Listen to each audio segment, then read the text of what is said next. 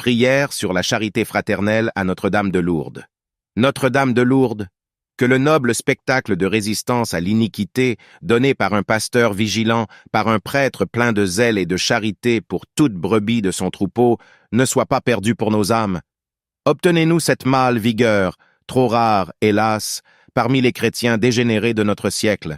Si aujourd'hui les méchants dominent dans le monde, c'est moins encore par leur propre énergie que par l'inconcevable faiblesse des bons, par la lâcheté des gens d'ordre qui ne savent ni se concerter, ni s'unir, ni se lever, ni se défendre. Chacun s'enfermant dans son indolence ou dans son intérêt du moment, déserte la cause publique. Et, par un juste châtiment qui punit l'égoïsme par où il pêche, cette prudence à courte vue amène la ruine et la perte de tous.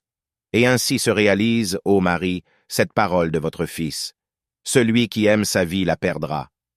En présence des périls inouïs dont les pervers menacent le monde, donnez-nous, ô Mère des chrétiens, donnez-nous de comprendre par l'esprit, de comprendre surtout par le cœur, cette absolue solidarité qui doit unir les uns aux autres tous les frères de la grande famille et n'en faire qu'une seule volonté, qu'une seule âme, qu'un seul troupeau. Ah! Si l'amour nous unissait de la sorte, nous serions invincibles, et l'armée des scélérats le verrait elle-même si clairement qu'elle n'oserait nous attaquer. Mais qui donc embrasera nos âmes de cette charité mutuelle, si effacée, hélas, de nos mœurs qu'elle semble un rêve irréalisable?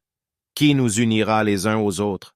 Qui donc fera naître dans les cœurs ce sentiment de solidarité chrétienne qui semble à la fois et si nécessaire à nos maux et si impossible à nos natures déchues?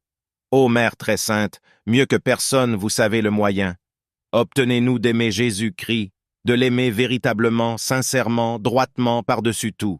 Et rentrant ainsi dans l'ordre éternel, nous sentirons nos cœurs s'ouvrir à la charité fraternelle, et nous aimerons notre prochain comme nous-mêmes. Jésus est l'unité du monde.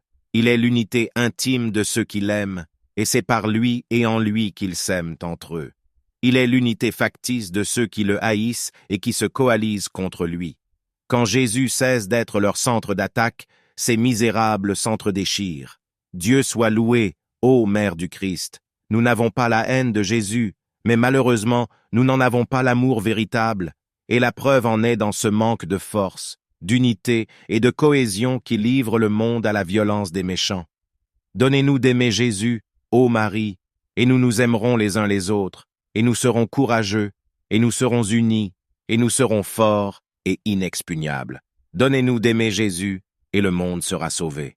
Notre-Dame de Lourdes, priez pour nous. Ainsi soit-il.